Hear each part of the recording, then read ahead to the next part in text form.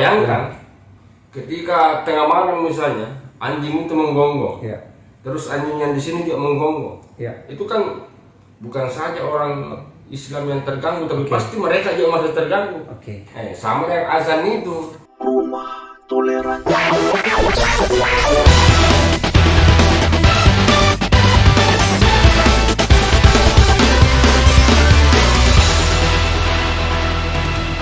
Assalamualaikum warahmatullahi wabarakatuh. Sahabat toleransi, telah bersama dengan kita Al-Mukarram Kiai Dr. Mahmud Suyuti. Beliau adalah salah satu tokoh representatif Sulawesi Selatan yang membahas tentang persoalan-persoalan keislaman, dan kali ini saya ingin bertanya terkait dengan persoalan isu-isu nasional yang sementara tersebar di masyarakat, yakni apa yang disampaikan oleh Pak Menteri Agama antara isu toa pakai. Nah, ini ada isu terkait dengan persoalan isu toa dan anjing yang disampaikan oleh Pak Menteri Agama. Bagaimana pandangan Pak Kiai tentang isu yang beredar tersebut?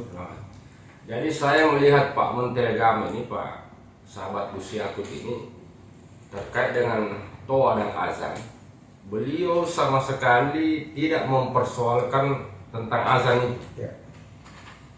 Pak Menteri Agama tidak membatasi azan. Yang dia atur adalah bagaimana penggunaan toa saat azan, bagaimana penggunaan pengeras suara saat azan itu sendiri. Bayangkan, saya ini penceramah mulai tahun 99, saya ceramah di mana-mana. Saya ceramah di masjid ini, di sebelah juga ada ceramah, toanya saling berhadapan. Ini kan tak berakan suara.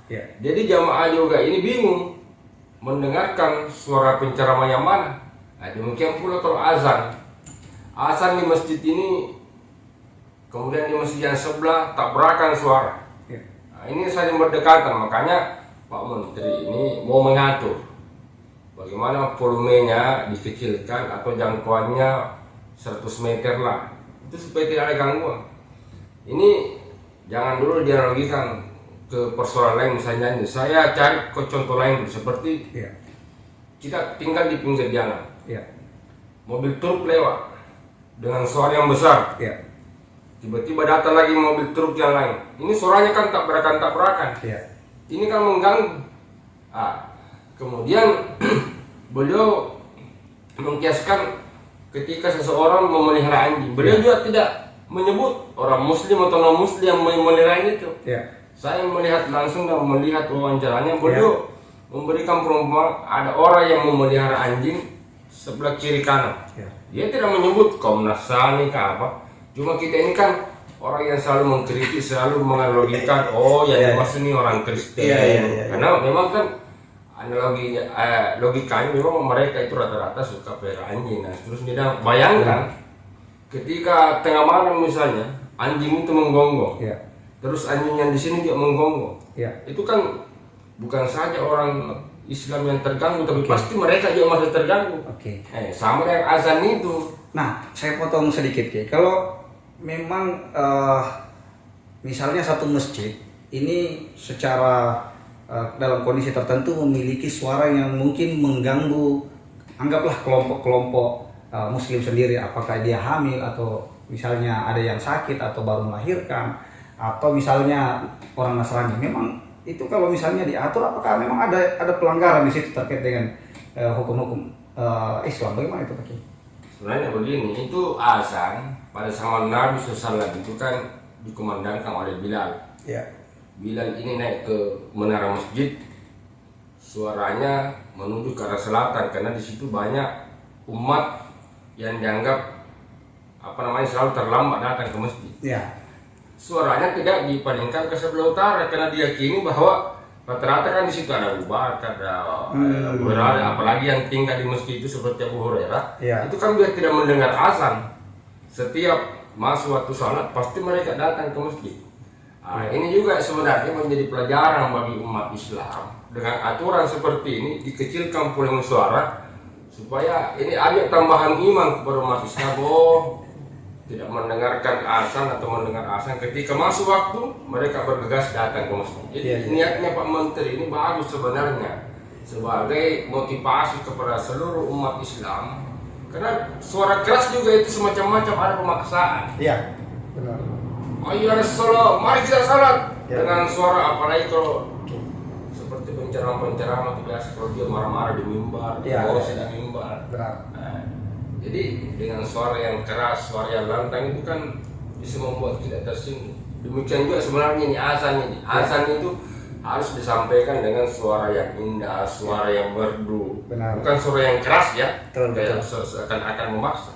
Karena orang datang di masjid itu keikhlasan. Iya.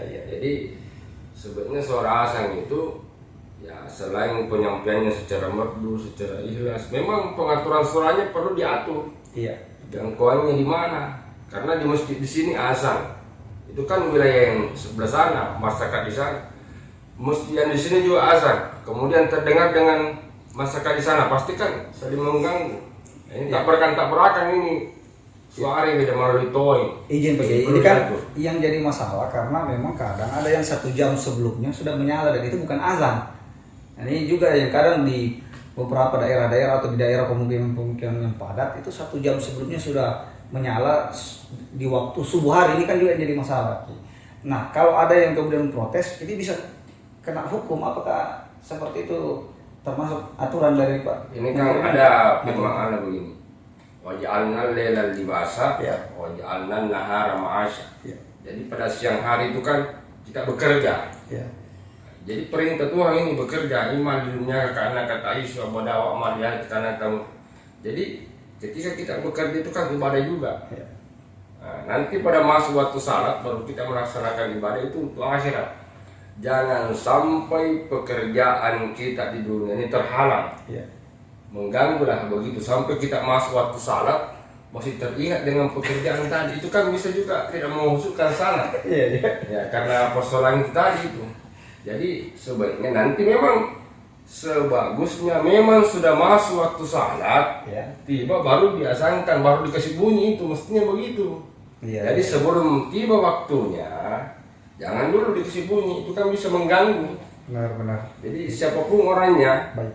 masa misalnya salat asar anggaplah jam 4 salat asar, dibunyikan jam 3, Iya, betul.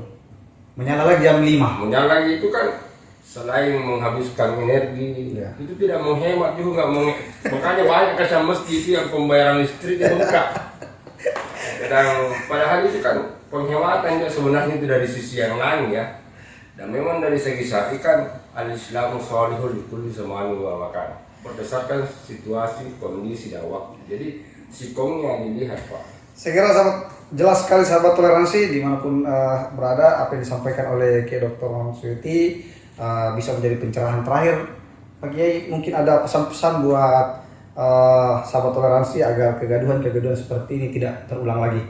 Jadi ada firman Allah begini, atiullah wa atiur rasul wa ulil amri minkum. Ya. Apa yang diupayakan oleh Pak Menteri kami ini harus ditaati. Ini untuk kemaslahatan bersama. Ya. Semua mesti ada batasan-batasan. Semua agama itu punya batasan-batasan, punya ajaran-ajaran ada batasnya. Kita tidur ada batasnya, Ya. Benar. kita makan ada batasnya, Ya. kita melaksanakan sholat ada batasnya. Kalau waktu duhur batasnya sampai di sini, Ya. asar batasnya sampai di sini, maghrib batasnya sampai, demikian pula asar. Ya. Dan menyuarakan suara pengeras suara di masjid oleh itu ada batasnya. Ya. Kalau ini tidak dibatasi maka terjadi kekacauan. Ya, sampai Karena mengganggu itu orang lain. kita perlu ada kemaslahatan untuk kedamaian bersama dan kebahagiaan kita di tengah-tengah masyarakat. Saya kira itu saja. Terima kasih Pak Kiai atas waktunya yang padat ini kita mengambil di sela-sela kesibukan beliau yang hari ini juga akan bergeser lagi, dan kami atas nama sahabat toleransi mengucapkan banyak terima kasih atas pencerahannya. Sampai ketemu di podcast selanjutnya. Terima kasih.